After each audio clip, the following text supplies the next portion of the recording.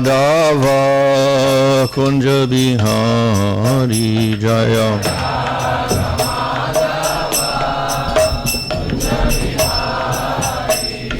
Gopi Jana Vallabha Girivaradhari Gopi Jana Vallabha Girivaradhari Yasoda Nandana Brajajana Ranjana Yasoda Jamuna Tira Vanachari Jamuna Tira Jaya Radha Madhava Kunja Bihari Jaya Radha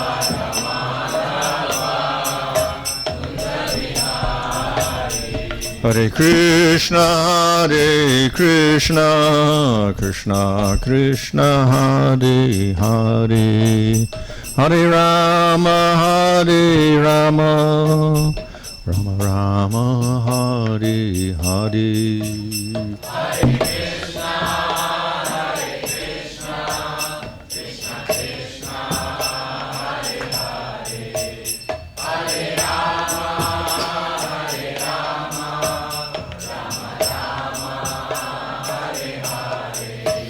Hare Krishna Krishna Krishna Hare Hare Hare Rama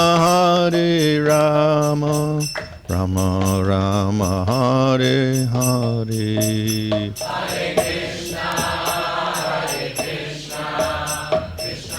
Krishna Krishna Krishna Hare Hare Hare Rama Rama Rama Hare Hare Hare Krishna Krishna Krishna Hare Hare Hare Rama Rama Rama Hare Hare Hare Krishna Krishna Krishna Hare Hare Hare Rama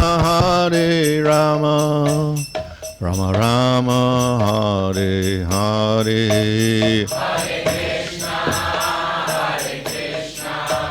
Krishna Krishna Hare Hare Hare Rama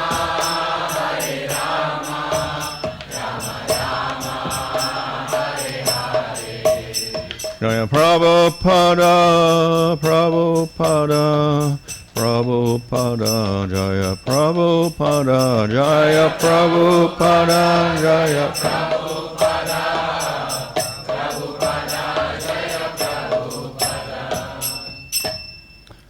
Vishnupan Paramahansa Maharajikacharya Sadasi Swadesi Bhaktivedanta Swami Prabhupada Ki Jai Namacharya Haridas Thakur Ki Jai Prem Sagahos Sri Krishna Chaitanya Prabhu Nityananda Sri Advaita Gadadhar Shri Gaur Bhaktivinoda Ki Jai Sri Radha Krishna Gopa Gopira Shama Kunda Radha Kudda Giri Govardhan Ki Jai Shri Vrindavan Ki Jai Navadadam Ki Jai Ganga Jamuna Tulsi Bhakti Devi Ki Jai Ananta Koti Vaishnava Vrinda Ki Jai Samavetta Bhakta Vrinda Ki Jai Go Premanandi All glories to the assembled devotees, all glories to the assembled devotees, all glories to the assembled devotees, all glories to Shri Guru and Shri Guranga, all glories to Shri Prabhupada. Hare Krishna. So it's our great fortune that we have the association of His Holiness Bhanu Swami Maharaj. So last time when Bhanu Swami Maharaj came, he discussed on the verse number 4, Shishtashtakam verse 4, which is Na Dhanam Na Janam Na Sundarim. And such a beautiful explanation Maharaj gave, and we understood that just in the Shraddha, the faith which we have in the process of Krishna consciousness, Adhav Shraddha, that itself is actually having conviction on Krishna, that itself should have the humility, surrender, and the attitude of being a servant, that I am not the enjoyer, and the willingness to give up the sense gratification. Maharaj very wonderfully explained about that, how we receive the mercy, this Shraddha, through the Sadhu Sangha, and to the process of pranipat towards the sadhu, that is to be surrendered and to be inquisitive and to implement their instructions in our life. So we have the great benediction in our life that we have the association of His Holiness Bhanu Swami Maharaj. If we open our hearts and we hear from him submissively in a surrendered way, and if we implement his instructions, we can also receive such kind of mercy in our life. Come, let's welcome His Holiness Bhanu Swami Maharaj by 3 times loudly chanting Hari Bol, Hari Bol, Hari Bol. Today Maharaj will spek on verse number 5 of Shastakam, Ainanda Tanuja Kinkaram. Namo Vishnu Padaya Krishna Prasthaya Bhutale Shrimate Bhaktivedanta Swami Iti Namane Namaste Saraswati Devi Gauravani Pachadane Nirvishesha Shunyavadi Paschachadesha Tadane Sri Krishna Chaitanya Prabhu Nityananda Sri Advaita Gadadhar Shvasadi Gaur Bhakta Vrinda Hare Krishna Krishna Krishna Hare Hare Hare Rama Rama Rama Hare Hare. So, Ainanda Tanuja Kinkaram Patitam Mam Vishame Bhavam Buddho Kripaya Tava Pada Pankajastita Duli Saddarsam Vichantaya.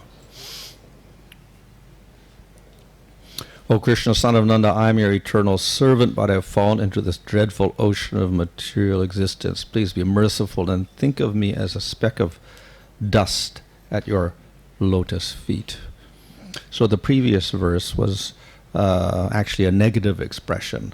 I don't want this, I don't want that. Normally, of course, we're not encouraged to think in terms of negatives, because that kind of negates our goals. Rather, we think of the positive.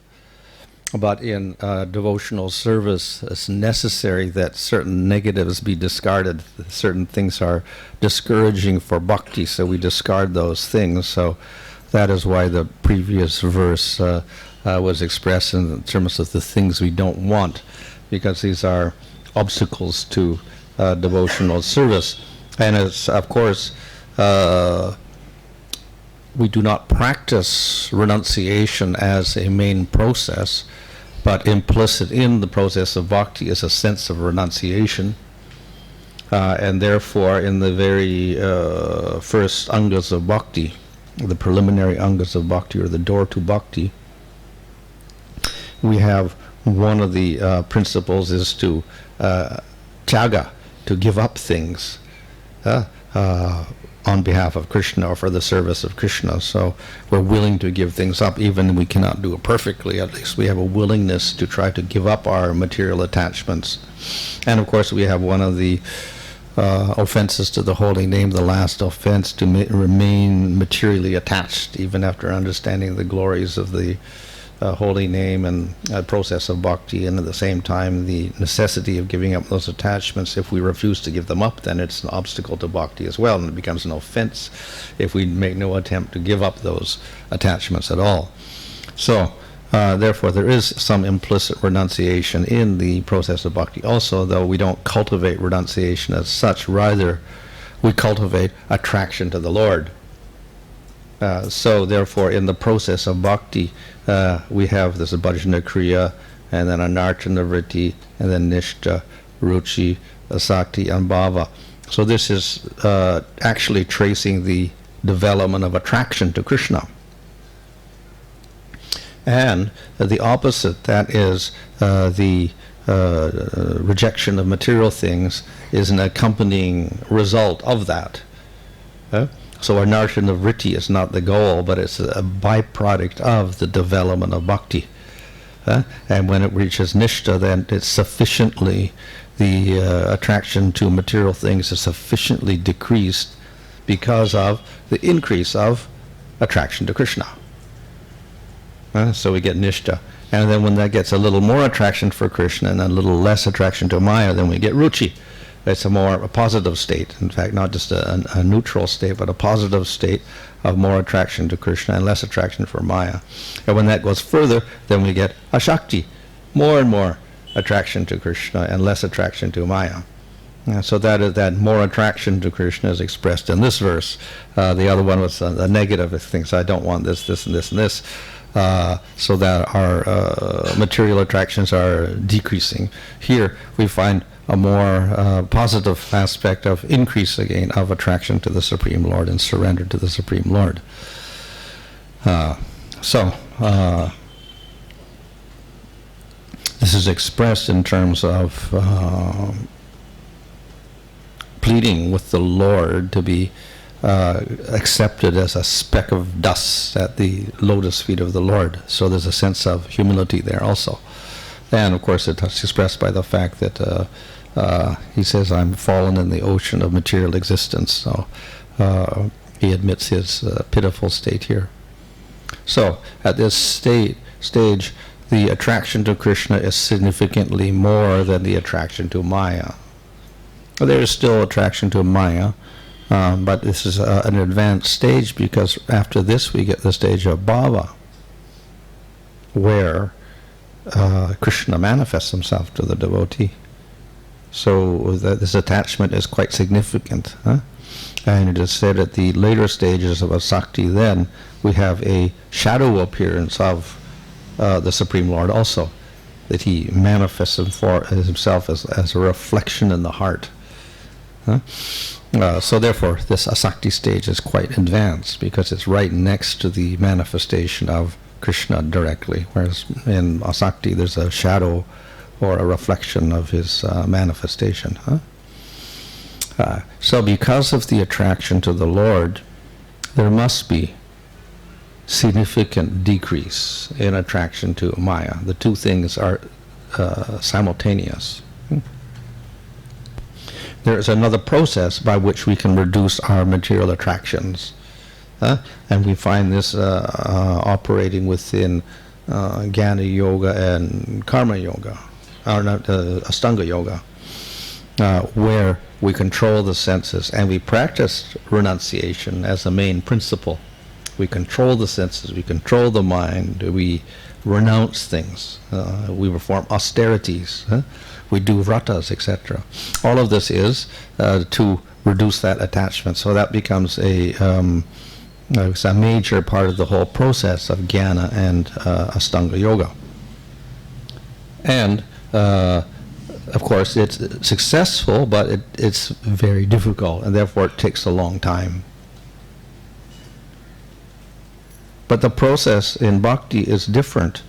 We don't cultivate renunciation and rejection of material objects. Rather, we cultivate bhakti, attraction to Krishna. And then there is less attraction to Maya. So the renunciation is a result of the bhakti. That detachment is a result of the bhakti, not that we have to practice detachment to get bhakti. It's rather a result of the bhakti. And in the other processes of jnana and karma and Astanga Yoga, that renunciation is independently practiced. And it doesn't produce bhakti at all. It's got no relationship with bhakti. So that type of renunciation is not encouraged within devotional service, and therefore Rupa Goswami says in Nectar Devotion that in the beginning a sense of vairagya or renunciation and rejection of material things is somewhat favorable. That's all. But it's never an anga of bhakti itself, because concentration too much on this just dries up the heart. In other words, it doesn't produce bhakti at all. It does the opposite, it destroys bhakti. Nevertheless, as I said, we do have a sense of renunciation within bhakti itself, so we say we cannot have too much material attachments. Qualification for bhakti is not too much material attachment. But then it says not too detached either.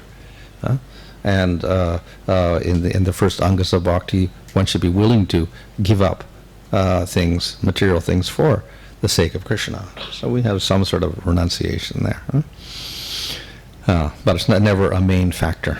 So the main concentration is upon developing attachment to Krishna by engaging the senses and the mind.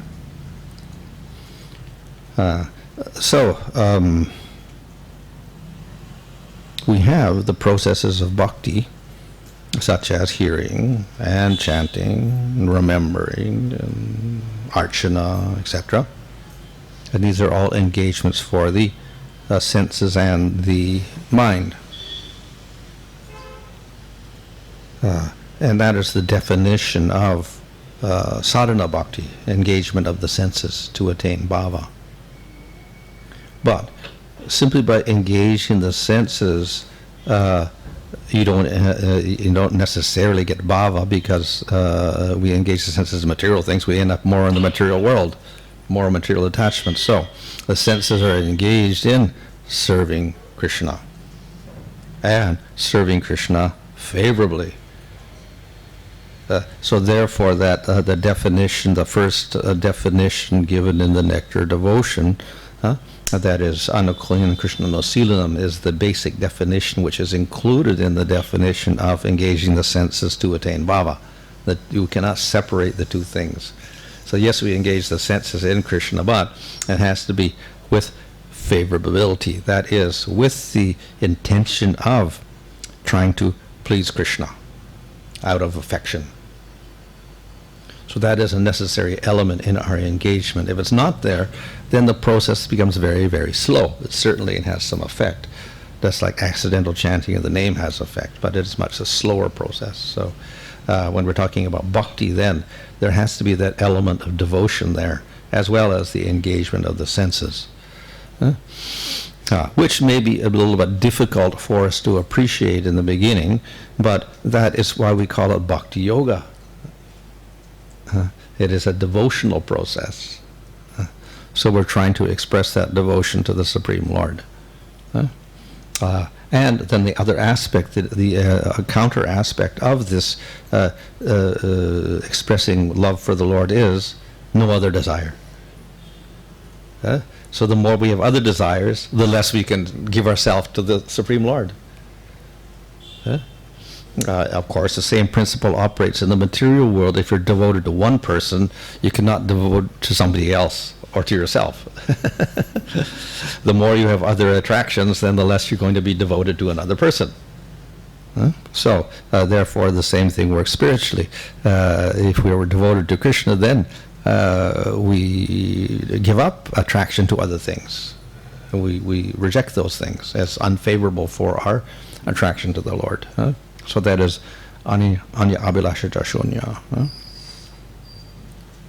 So therefore we cultivate bhakti, and this is the main principle is we're engaging the senses, but with that sense of developing our attraction for Krishna and cultivating our affectionate relationship with the Lord.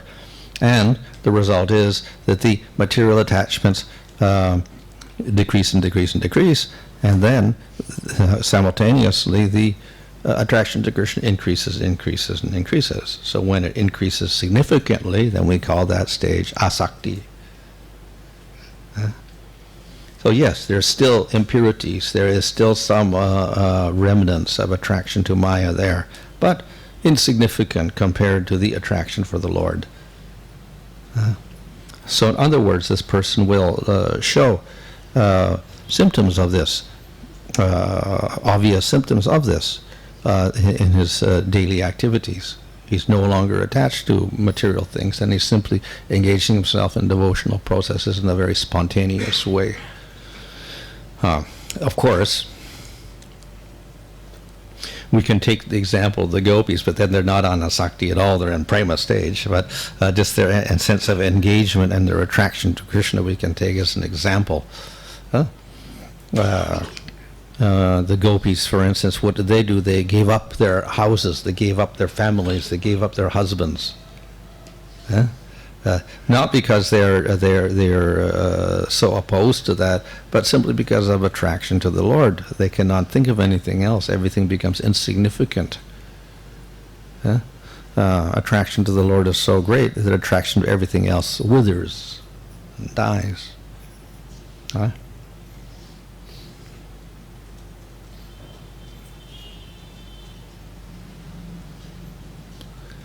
So, therefore, we have to concentrate upon that development of the process of bhakti, the devotional aspect.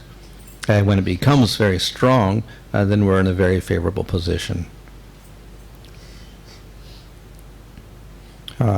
So, in this way, at this stage,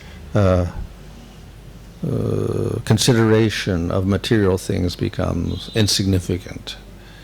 This is also described in the Madhurya Kadambini, the stage just before bhava stage, where the person is completely absorbed in the activities of Krishna. And therefore, consideration of the material body and society and relatives becomes a big disturbance for the person. And so he's very renounced because of his attraction to the Lord.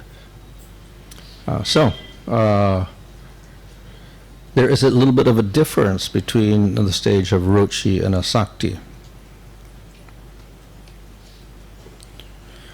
In ruchi, we have a taste for the process.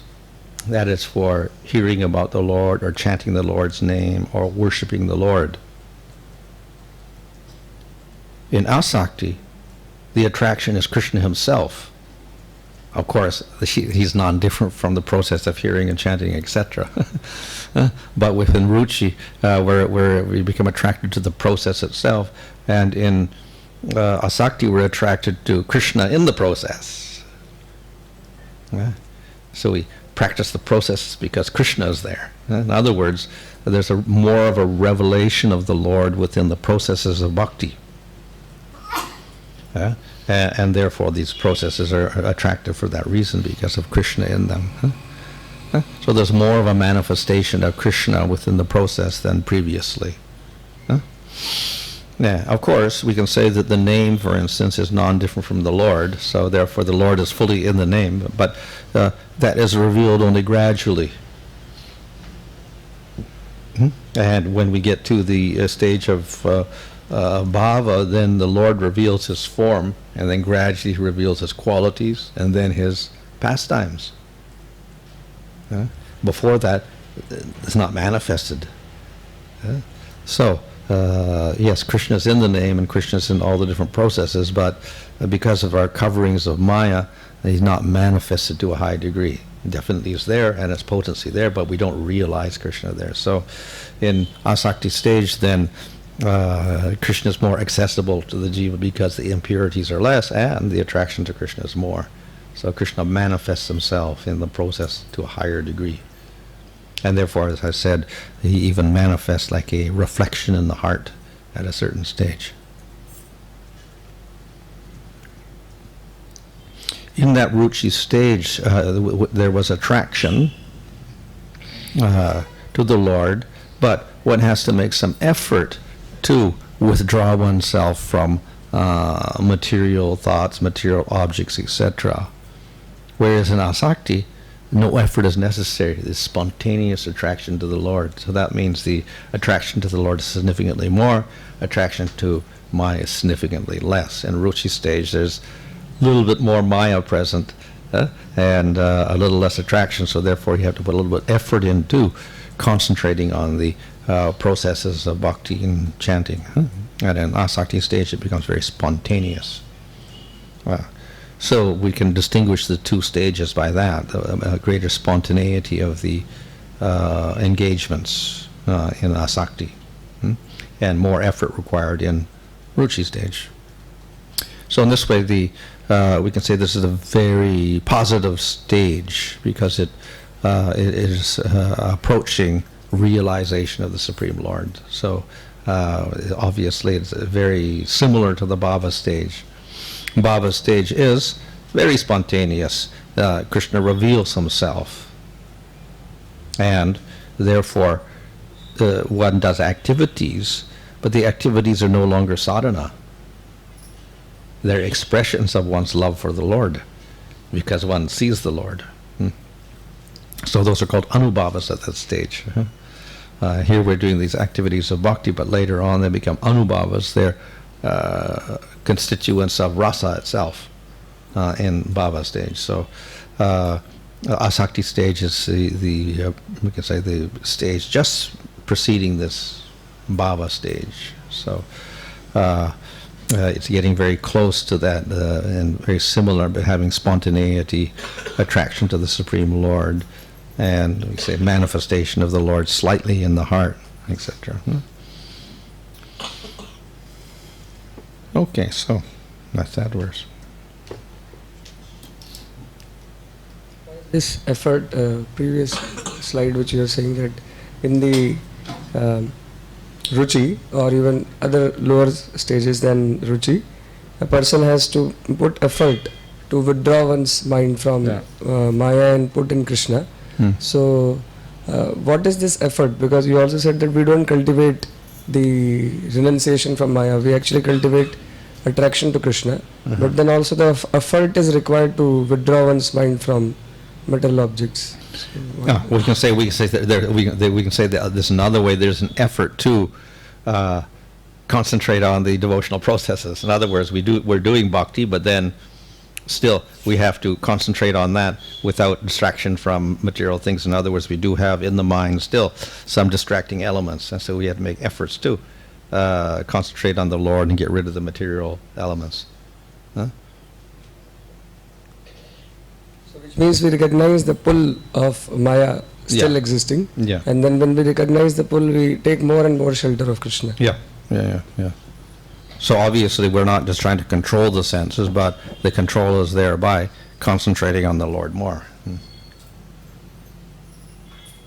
In the verse it said that please consider me as a speck of dust at your lotus feet. So, but also the devotee who may want, so dust at the lotus feet, what does it exactly mean, Maharaj? So this is a general term. We in many poetic verses we'll find expressions of such things, that I'm the most fallen, etc., or I'm the lowest of the low, etc. And we have Brahma praying, let me be like grass in Vrindavan, or like this.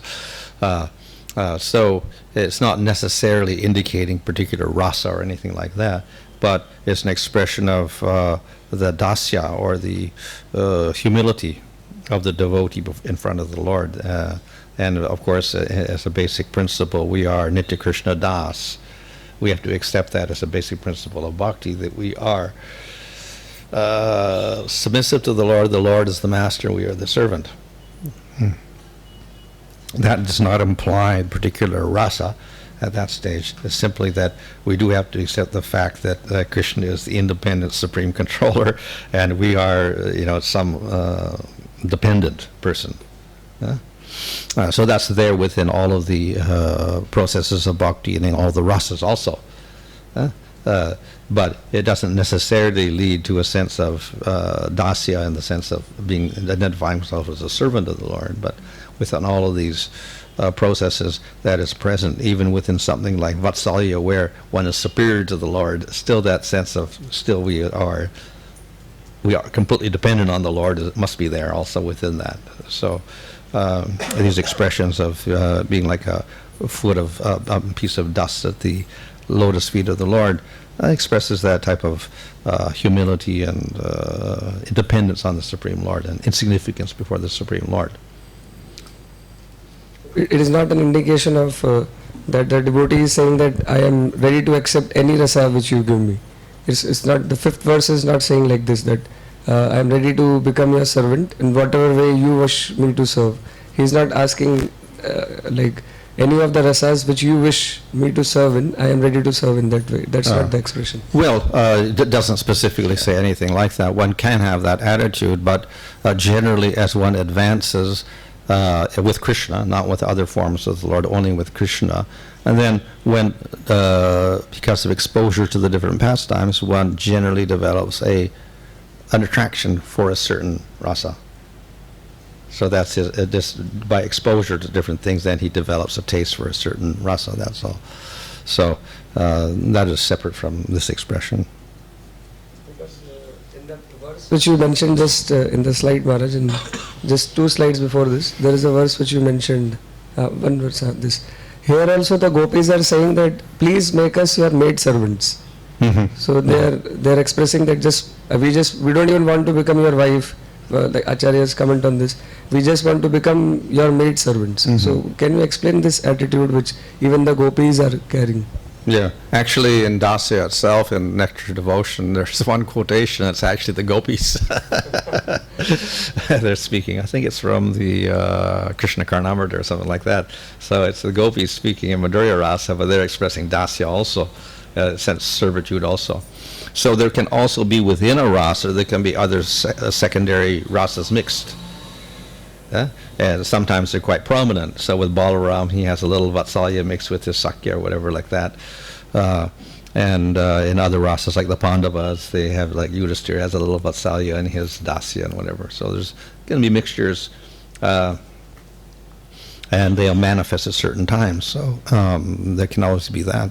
Within the gopis themselves, we can say implicit in them is the idea, of course, of service anyway. So they can take the role of being maid servants or serving Krishna in some way.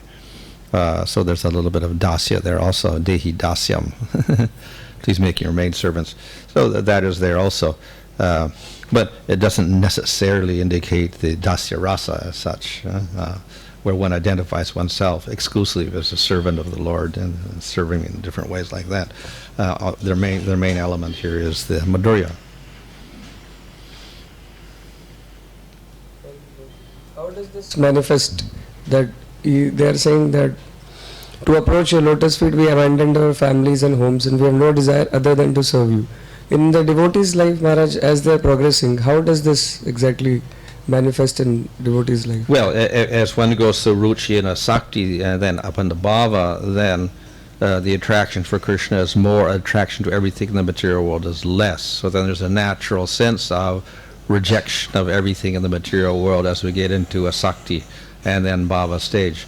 In bhava stage, one is absorbed in the Lord, so therefore one has no attraction to anything in terms of the material body, so then he will be naturally renounced and he will give up all material things.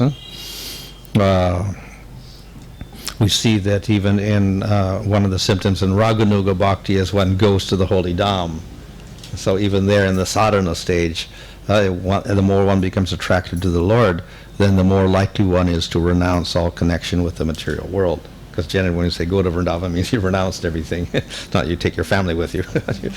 You go to Vrindavan and you've renounced. So as one advances, that a sense of renunciation of the material world becomes more prominent. Not that it's a sadhana as such, it's just a symptom of one's attraction for the Lord and disinterest in everything material.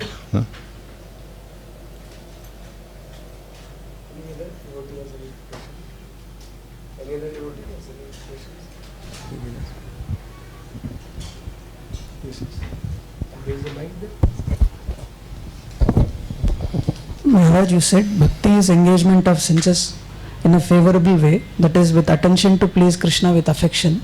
So in sadhana stage, we don't have true affection for the Lord. True emotions will be generated only in bhava stage. So then the sthayi bhava manifests in bhava, but there is an element of affection in the whole process from the very beginning. In other words, why do we have, what's our faith? We have faith in the process of pure bhakti. We don't have faith in jnana or karma yoga or astanga yoga or whatever. So if we have faith in bhakti, then we have some attraction to the Supreme Lord and serving the Supreme Lord. So that's our little bit of bhakti that we have, the seed of bhakti. And through engaging the senses along with that, directed towards Krishna, then that attraction for Krishna increases until it becomes a sthayi bhava in bhava stage. And simultaneously the attraction to the material things decreases. So because the attraction to Krishna and affection for Krishna is a little drop in the beginning, consequently the attraction to Maya is much greater. So it's not so obvious, that little, but nevertheless that's you could say the foundation of our bhakti, that little bit of attraction to the Lord. If that's not there, we don't practice bhakti. But in the practice of bhakti, we should not become too absorbed in the process itself and then forget about the attraction to the Lord. That attraction for the Lord is what we're trying to cultivate through the engagement of the senses. So in other words, we cannot just chant and make our mouth move and have no feelings for the Lord. Then it becomes a mechanical process. That's not bhakti anymore. It's something like the accidental bhakti of Ajamil or something instead. So we're trying to cultivate that attachment to the Lord. Therefore, when we're chanting, then we should think of the Lord favorably. Or we should have a picture of the Lord, or we think of our service to the Lord as something we have to do to show our affection for the Lord. Actually, the chanting of the name is kirtan. Kirtan means to glorify. So we're glorifying the Lord through chanting His name. That's also a service in itself, without doing anything, just praising Him. Just as if you like a person, you will praise them. So that's a service. Not that the person is, proud of getting praised or whatever like that, but we do it as a matter of affection. We try to express our praise for the Lord. Now, of course, we could explain ourselves with using words or verses to praise the Lord, but since we're not so literate and poetic, then we can simply chant the name of the Lord, and that covers all the expressions of praise that we could have, and it's more powerful also. Now, so therefore, when we chant the name, then we chant with devotion of some sort, whatever degree we have. It's not just a chanting, but chanting with that devotion, whatever is there. And then through that process, it increases.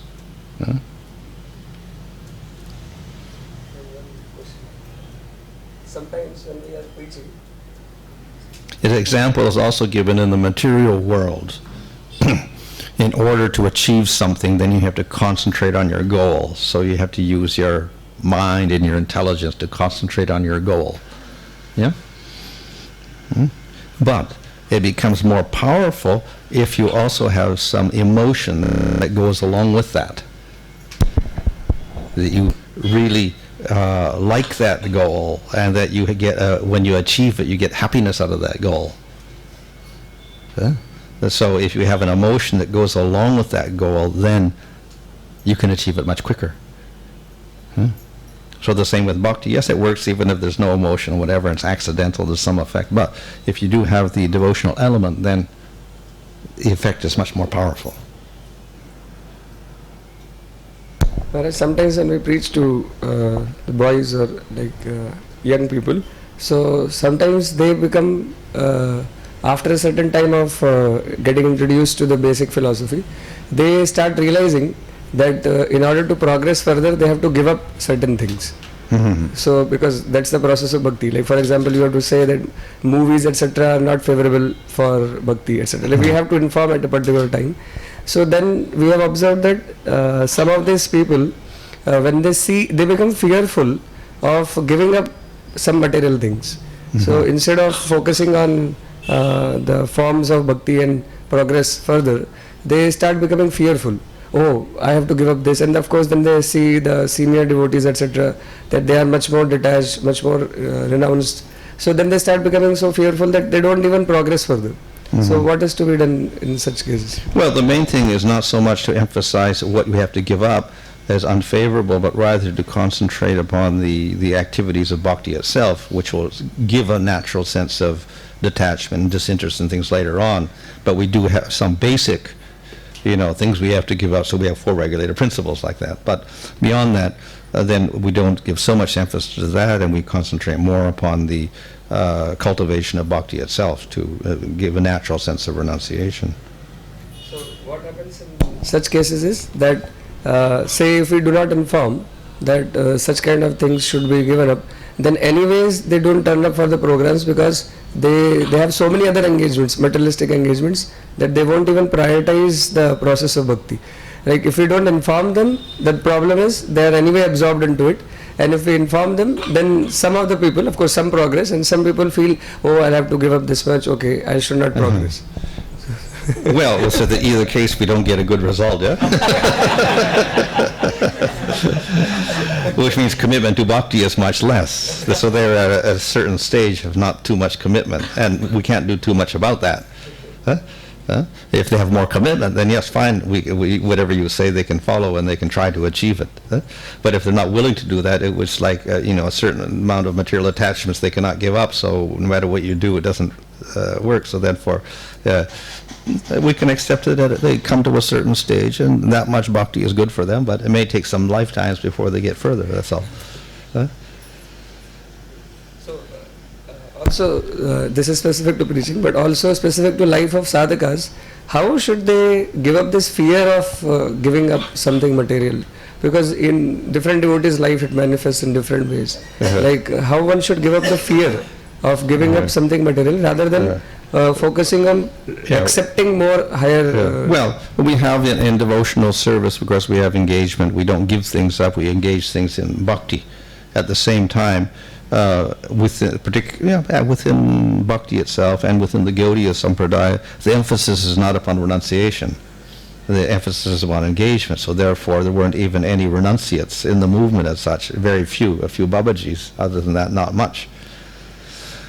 So therefore one can take to household life in that case, if one has attachments, and one can even progress in that as well.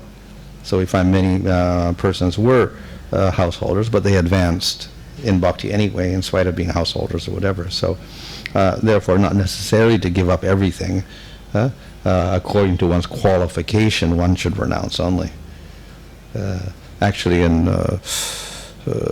Jaiva Dharma, there, that Bhaktivinoda emphasizes that a lot. According to qualification, one renounces. And if one doesn't have the qualification, one doesn't renounce. But then, renunciation is not a qualification for bhakti itself. At a certain stage, when we become a renounced, then it's favorable. If we renounce before then, it's unfavorable. And creates more of a disturbance for us.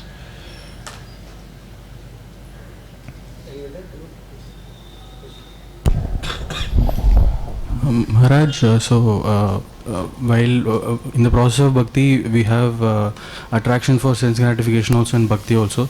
So attraction for dham, attraction for devotees, attraction for Krishna, this attraction between sense gratification and bhakti also, it's out of, so within this attraction for dham, devotees and Krishna, it is out of mental fling or bhakti or both? Well, it could be both. Of course, we can say that the basis of the attraction for bhakti would be faith. Now, that faith can be mental also, in which case it will be flickering, and then eventually one will have no faith. So the real faith is actually some conviction in the Atma itself. There may be a little conviction in the Atma, but that will grow with the progress of bhakti itself. So when bhakti grows, that means the jiva himself is developing more attraction to the Lord and less attraction to Maya. And then consequently that's reflected in the mind itself.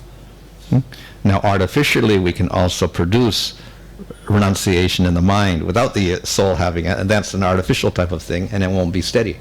So we can come to a certain stage for certain purposes for some time, and then later on the natural tendency of the soul will manifest again, and we fall to a lower level. So the attraction to Krishna again could be manifested on the mental level where we engaged using our intelligence, but actually the Atma itself has not got so much attraction, so that it would be artificial also, and then we'll fall back to a lower stage again. So then the other way is through natural development of the Atma's attraction for the Lord. Then according to that, we follow that, then we can naturally, we become steady in whatever we do. And what should we do for developing that? What should we do for developing that natural attraction of soul towards Krishna? So the process of bhakti, in which we combine the angas of bhakti with the devotional element, that will produce that result. It affects the Atma. So bhakti is a spiritual process ultimately. It's not just engaging your material senses or whatever like that. It's actually the spiritual Shakti of the Lord. But it involves this element of the jiva's little bit of whatever attraction he has that's mixed there with the engagement of the senses. That produces that particular power of the Shakti. And it produces a growth of bhakti. So, which means not just the process, so the attraction is necessary. It's part of the process. Necessary part of the process. Yeah. So how does that attraction increase, or what can one do to increase one's attraction? Because if we just focus on the process also, it just doesn't, the attraction part is not there. So how do we increase that attraction? Well, as I said, inherent in our faith is a little attraction right there. And then with that attraction we try to, we engage ourselves, but we don't do it in a mechanical way. We try to do it with the devotion. Now, we don't have that much devotion, but whatever affection we have, we try to express that affection for the Lord. Huh?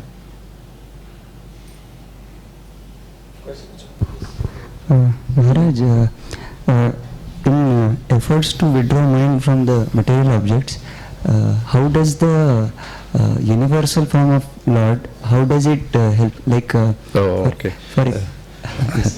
That is explained in the second canto by Vishnu Chakravarti. He says there's two objects of meditation for the yogi. One is the Vishwarupa and the other is the Paramatma form of the Lord. So of the two, the Vishwarupa is inferior.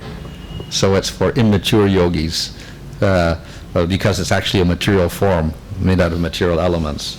Whereas Paramatma actually is a spiritual form of the Lord. It's his spiritual rupa, whatever, swarup. So therefore the Vishwarupa is, we can say, for less advanced persons who haven't given up their concept of material form. So therefore the Lord is visualized as material form, that is water, air, ether, elements, planets, etc. Svargaloka on his middle, and Brahmaloka at the top, and Patalaloka at the bottom. So it's a form of the Lord, which is good in the sense that we understand everything is in the Lord and the Lord controls everything. At the same time, it's not exactly the form of the Lord because it's made out of material planets. So the more advanced stage is to appreciate the form of the Lord, which is actually spiritual. That, of course, we cannot realize fully spiritual, but at least we accept theoretically that it's a form and it is spiritual, whatever, non-material, whatever, and we don't relate it, we try not to relate it to material elements. So that's a superior type of meditation. Like, let us say when we are doing activity of traveling, or we are engaged in some activities outside in doing duty. So at that time, let us say when we are traveling, we have no means of any way of remembering Lord, or we are not hearing any lecture also, or we are not hearing any kirtan also. So that time, is it okay if we try to meditate on this air and water, air, whatever air we are passing by, this is also form of Lord Krishna, and if we think like this, can we progress? Well, that's in Bhagavad Gita. Krishna says, I am the I'm the fragrance in the earth and the taste in the water, etc., like that. Again, it's more related to the material world, and there's a whole chapter of vibhutis, also in 10th chapter itself, before the Vishwarupa chapter 11. So, it's one thing one can do, not our primary process. But on a more advanced stage again, then we find it in the stage of uttamadhikari or prema stage. Then one sees everything in relation to the Lord, the elements, the flowers, and whatever somehow related to the Lord. That's a more advanced stage of that type of thing.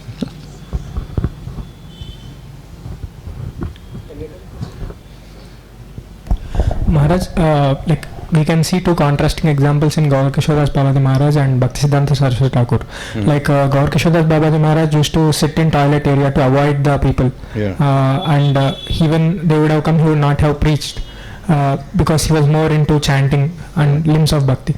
But whereas Bhaktisiddhanta Saraswati Thakur, to make Mayapur famous, he called a governor, and for that he made some disciples to cook meat also for that. So how do we understand such contrasting examples between guru and disciple? So the persons, the jivas have sometimes different natures, which they manifest in different ways. They also have different duties to perform on behalf of the Lord.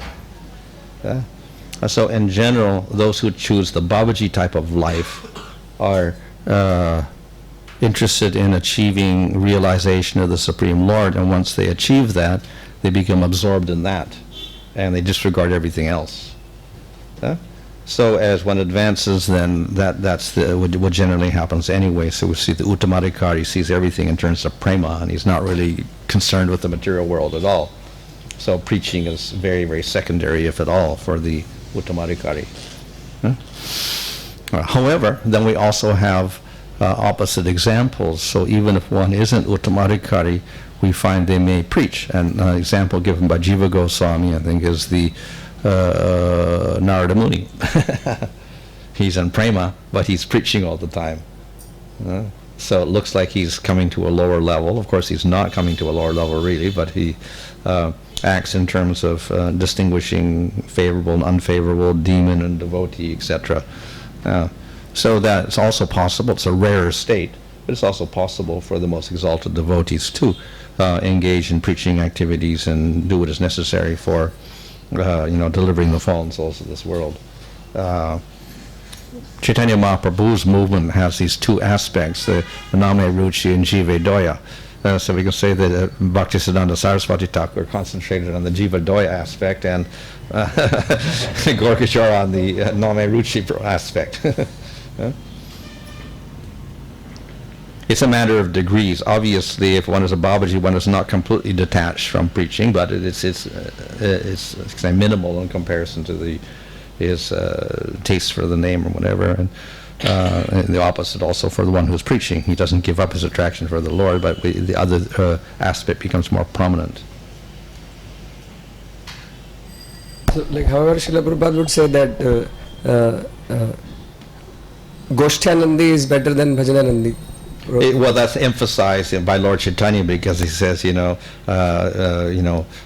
around the world and preach, and everyone should take up the preaching movement, etc. And Sankirtan itself means, of course, preaching. So, in that sense, there's an emphasis upon the Jiva Doya aspect, and Lord Chaitanya is considered to be most merciful and wants to deliver all the fallen souls. So that's also preaching. So that's very obvious in our sampradaya. Most acharyas are of that nature also, though we find later on they because they don't emphasize it so much, later on they don't do so much preaching, but it's very obvious in Lord Chaitanya's movement that there's a main element there.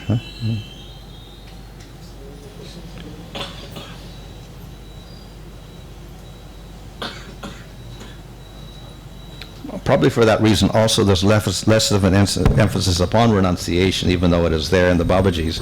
And then we find the Lord Chaitanya's movement was made up of grihastas for many, many generations.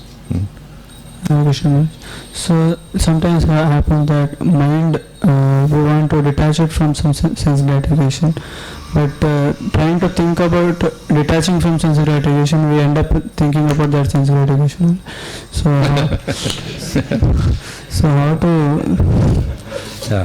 Well, if we have association with devotees, it becomes easier. Definitely the mind can play many tricks, but if we have association with devotees, then it becomes much easier for us to control the mind and the senses. And then one other example is given of the attraction for the Lord and the emotional element is an example of electricity.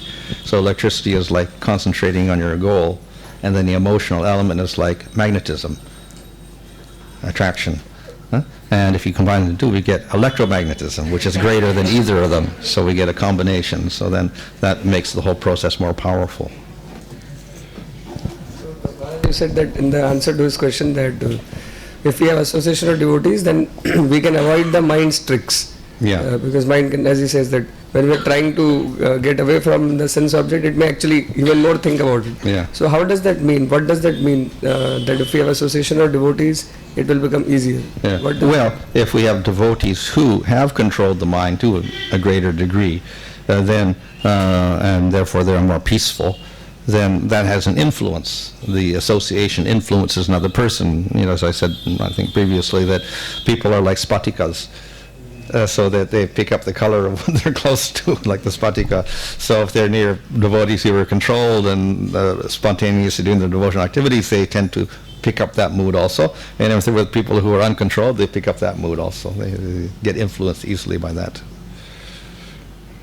Influence, what does, that means being in a group of devotees is equivalent to association, or what one should do that one actually gets influenced? Well, there's two ways. One is this proximity itself will do something, like the spatika next to the color will do that. So by living in the association of people, you get influenced by them. The other is, of course, the instructions that you can absorb, which is also very valuable. Both things are there. Other questions? Any other Any of the devotees, any Matajis have any questions? Maharaj, in the Bhajan Srimulpa Manjari Pada Seva Sampada, we see that the Acharya has a lot of attraction for the spiritual master. So initially we might not be able to think of Krishna, who Krishna is, but on all the processes of bhakti, the affection, whatever little is there, the affection for the Guru is more accessible to the mind than to think of Krishna. And you're more dependent on that. Whenever the Guru has to reveal, he will reveal Krishna within the heart. So, is it okay to meditate more on the spiritual master and not like... Well, we can do, well, obviously we have to do both, but we cannot exclusively meditate on Guru. In other words, we cannot separate Guru from Supreme Lord also. In other words, the whole purpose of Guru is to bring you to the lotus feet of Krishna. In commentary on this Vyavasatmaka Buddhi, there, Vishnu Chakravarti says that ultimately one should follow the order of Guru and take it as one's life and soul. So we concentrate on Guru. But then he says, and what is the order of Guru? The Guru is to bring you to the lotus feet of Radha and Krishna. So you cannot separate the two things. The two have to go together. Any other question? We have few more minutes. Maharaj, you said that if you renounce before time, then it can create disturbances. So what is one practical example in family life for this statement? Oh, that's an example of renouncing and giving up family life prematurely. Then when this is in terms of, let's say, Babaji takes Babaji and renounces family, but one is not qualified, so therefore one becomes breaks the Babaji ashram rules, and then one becomes attracted to sense gratification again. That's there. This example is given in Jaiv Dharma, of Yeah. one of the Babaji, Yeah. how he is attracted to his ex-wife Yeah. back again. Yeah. We have three books which have been recently published by Maharaj. So this is Jaiv Dharma of Srila Bhaktivinoda Thakur. Maharaj has recently published it and he was giving examples from there. Also we have Brihad Vaishnava Toshni by Srila Sanatana Goswami, volume 1, 4 volumes. Okay, this is 4 volumes, Brihad Vaishnava Toshni. And there is Laghu Vaishnava Toshni. Also, this is how many volumes? 4. Both are 4 volumes. So Maharaj is producing literatures at a rate which maybe none of us can read also. so we have whoever wishes can take these books. They are available. Nirmal Prabhu very kindly has brought these books. If anybody wishes, you could please purchase it and have a copy of it. So we would like to thank His Holiness Bhanu Swami Maharaj by 3 times loudly chanting Hari Bol, Hari Bol, Hari Bol.